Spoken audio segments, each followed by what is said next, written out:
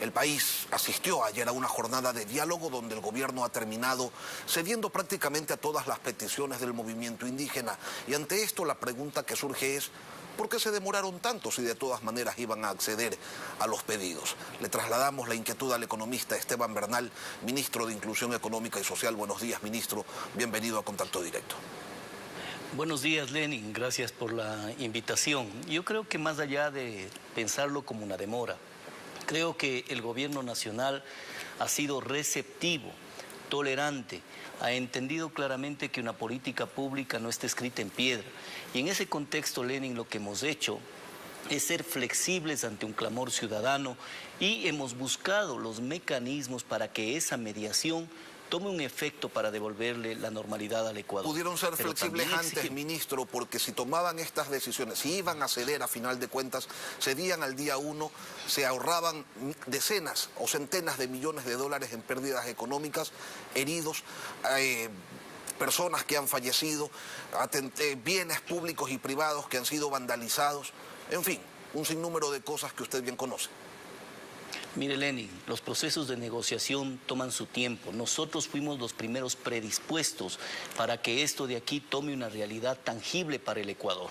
Estuvimos llamando permanentemente a un diálogo. Es la primera vez que sentamos en un diálogo a las dos partes, pero que sea de manera tangible, eficiente, eficaz, sin perjuicio de ello. No es la primera vez, ministro, ya se ha sentado en 4 ocasiones anteriores y precisamente una de las cosas que reclama la CONAIE es que el diálogo no ha dado resultados.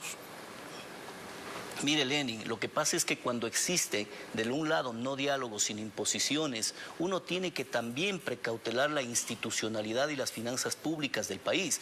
El presidente el pasado 17 de junio, no digamos que es ahora, el 17 de junio tomó grandes medidas que tuvieron un impacto significativo en el presupuesto del Estado ecuatoriano, casi 400 millones de dólares. Incrementó el bono de desarrollo humano con un impacto de 60 millones de dólares aproximadamente, el subsidio a la URIA con casi 30 millones de dólares de impacto presupuestario y así sucesivamente con los créditos de desarrollo humano, con el crédito al 1% y hasta 30 años plazo en el sector público, la eliminación y la condonación de créditos de hasta $3.000 en la banca pública. No han sido poca cosa lo que con tiempo, con antelación, el pasado 17 de junio, el presidente ha puesto en el tapete de la negociación. Esto ha venido derivándose por posiciones en cierta forma radicales de un punto de vista, pero que ayer se dio una luz de esperanzas para el Ecuador. Yo creo que se ha derogado el decreto 95, se ha aceptado la modificación del 191 que tienen que ver con el tema petrolero y minero respectivamente, lo cual muestra nuevamente que el Estado ecuatoriano está abierto, pero tiene que existir del otro lado también una actitud de disminuir los grandes males que hoy le pasa al Ecuador. Usted dio una noticia, para mi manera de ver, perversa, inhumana, en el momento en que se ataca un convoy que está precautelando para poder realizar el suministro a las diferentes provincias. Mi ciudad de Cuenca, mi provincia de La Suay se encuentra aislada, en la cual tuvimos que apartar de un lado al otro acciones humanitarias para que se pueda viabilizar la entrega de oxígeno a los hospitales.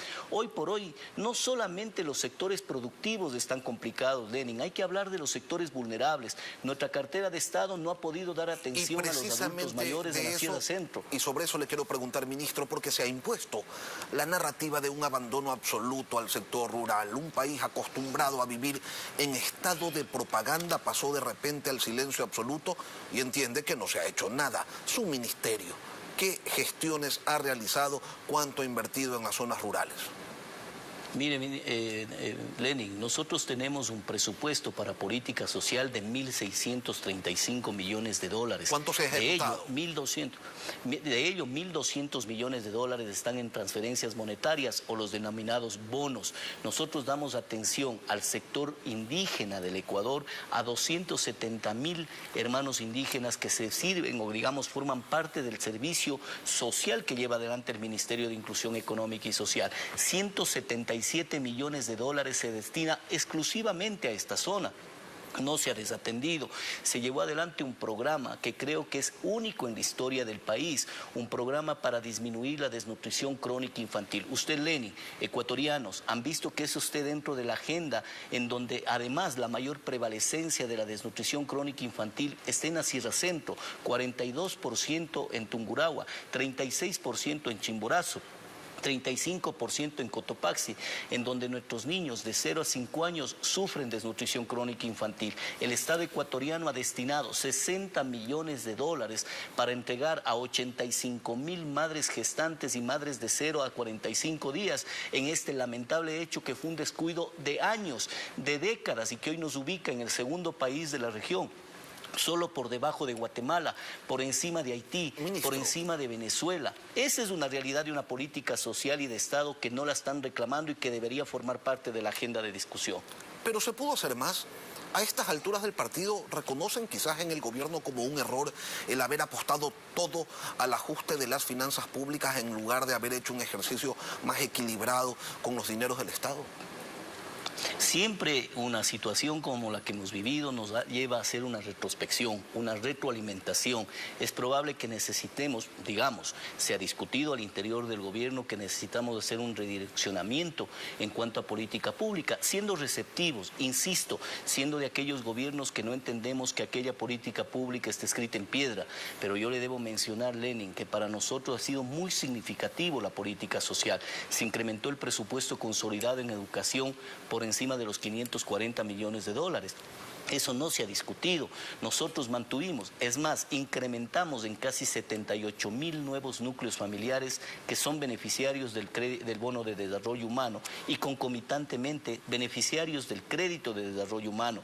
Hemos creado ciudades inclusivas y ferias del encuentro en donde se comercializa los emprendimientos que, dicho sea de paso, están paralizados. No tiene idea la cantidad de llamadas de las emprendedoras de los sectores rurales de nuestro país que urgen que se vuelvan a reactivar las ferias del encuentro para comercializar sus productos y mejorar su calidad de vida.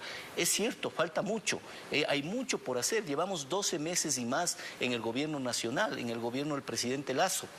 Hay que trabajar en ello, estamos predispuestos, pero el bono de desarrollo humano, el bono nutricional son temas tangibles, son temas, un hecho que fue anunciado por el presidente inclusive el 24 de mayo pasado. Ahora la pregunta es, ¿de dónde va a salir la plata para atender estas últimas decisiones del régimen? ¿Hay algo que se va a dejar de hacer? ¿Cuáles son los presupuestos que se van a ajustar? ¿O es que siempre hubo dinero y sencillamente no se lo quería gastar? Parto por lo último, jamás, nunca estaríamos en un papel de tener recursos y no querer distribuirlo desde la perspectiva social. Por el contrario, la eficiencia en el manejo de las finanzas públicas ha sido un referente de este gobierno. Así lo haremos. El presidente Lasso, que lidera el país, que nos lidera el gabinete, suele decir, las épocas de crisis son las que más nos sobresalen las buenas voluntades y la actitud de servicio al país. No habrá carga impositiva, si eso quiere escuchar Lenin, indudablemente. Vamos a hacer una reforma presupuestaria, buscar alternativas internacionales. Cuando uno elige un presidente y este presidente designa ministros de Estado, no es para que administremos los recursos que existen, se designa y se elige líderes y lideresas para que busquemos recursos alternativos. En el mundo existen recursos, el presidente lo dijo en campaña y lo manifiesta ahora, hay que llevar más al Ecuador al mundo y traer al mundo al Ecuador. Existen recursos no reembolsables que pueden suplementar en cierta forma programas recurrentes de inversión social y que los recursos existentes vayan a dar cobertura a lo que hoy nos hemos comprometido. No habrá impacto impositivo, pero para nosotros es fundamental dar cobertura de esos grandes problemas de la sociedad que se ha comprometido el gobierno. Pero esperamos también que desde el otro lado exista sensatez por el bienestar y la paz del Ecuador. Esteban Bernal, ministro de Inclusión Económica y Social, gracias por acompañarnos, Esteban, aquí en Contacto Directo.